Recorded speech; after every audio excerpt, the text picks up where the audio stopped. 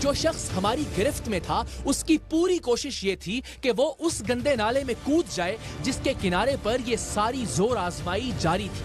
वो खुद को और हमें घसीटता हुआ गंदे नाले की जानिब जा रहा था और हम में से कोई भी इसके पीछे इस बदबूदार नाले में कूदने को तैयार नहीं था जिसकी गहराई का भी हमें अंदाजा नहीं था।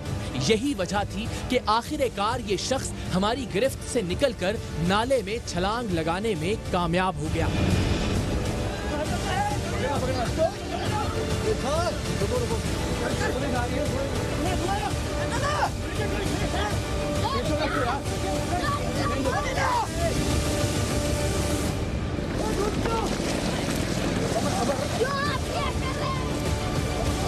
हम नाले के दूसरे किनारे की जानिब भागे ताकि उसे दूसरी जानिब से बाहर निकलते ही दोबारा पकड़ लें, लेकिन इस दौरान मनशियात फरोशों का पूरा गोठ मुतहर्रिक हो चुका था। मर्द, औरतें, बच्चे सब हमारी जानिब दौड़े चले आ रहे थे। इन सब ने आते ही सबसे पहले कैमरे छीनने की कोशिश की।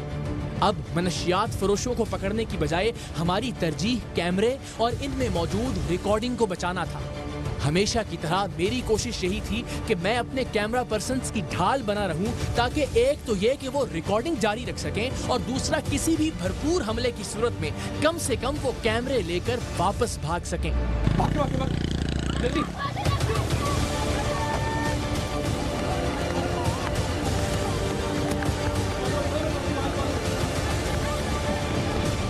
बरसों पहले हैदराबाद में भी लड़कियों की खरीदो फरोख्त के अड्डे बेनकाब करने पर जराइम पेशा अफराद की पूरी बस्ती हम पर टूट पड़ी थी। उस वक्त भी मेरी यही कोशिश थी कि मैं इस हुजूम और हंगामे में से निकलने वाला आखिरी आदमी हूं ताकि मारपीट करने वालों की सारी तवज्जो मुझ पर रहे और कैमरे बाहिफाजत निकाले जा सके। ठट्ठा में गोठ अली मोहम्मद कातियार में भी कमोबेश ऐसी ही सूरत हाल थी, लेकिन यहाँ मर्द पीछे थे जबकि औरतें हमलावर थीं। इसलिए कि औरतों पर जवाबी हमला करने से हर एक गुरेज करता है, हम भी ऐसा ही कर रहे थे। हमारे पास इनकी लातों, मुक्कों और डंडों का सामना करने के सिवा कोई चारा नहीं था। अंधेरे में किसने क्या चीज उठाकर मारी हमें कुछ पता नहीं चल रहा था।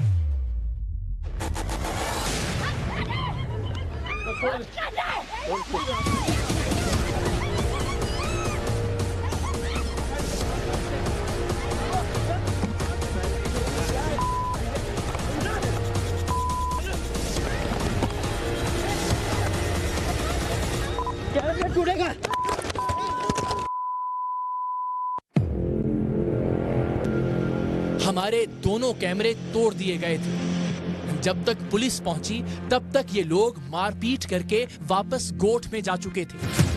बैकअप बैटरीज के जरिए कैमरों को ऑन करने की कोशिश की गई, लेकिन पता चला कि कैमरे चूंकि चलते चलते गिरकर बंद हुए हैं, लिहाजा शायद रिकॉर्डिंग महफूज नहीं रही।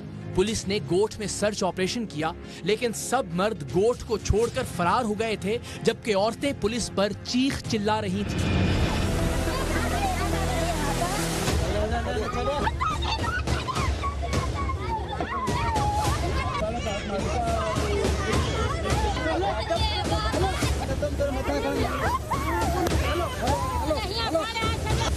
ARY की टेक्निकल टीम ने रात भर मुशक्कत के बाद टूटे हुए कैमरों के मेमोरी कार्ड्स में से रिकॉर्डिंग को रिट्रीव किया और इसी बदौलत आप ये सब मनाजिर देख सके। अगली सुबह SSP शब्बीर सेठार की हिदायत पर पूरे इलाके में कच्ची शराब के खिलाफ ग्रैंड ऑपरेशन किया गया। सैकड़ों लीटर कच्ची शराब पकड़ी गई। कातिल कच्ची शराब बनाने की भट्टियों को आग लगा दी गई। पूरे इलाके में कच्ची शराब बेचने वाले और दीगर मनशियात फरोश पुलिस के खौफ से अपना धंधा बंद करके भागने पर मजबूर हो गए।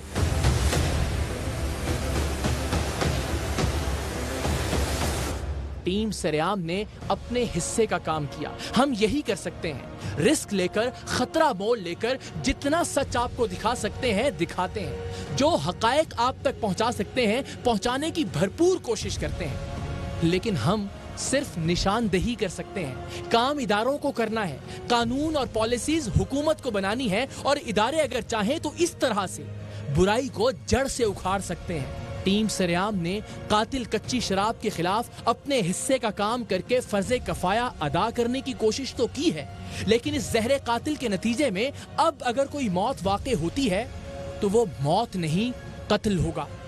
और हमारे हुक्मरान ने कहा था कि जिस मकतूल का कातिल ना मालूम हो उसका कातिल वक्त का हुक्मरान होता है।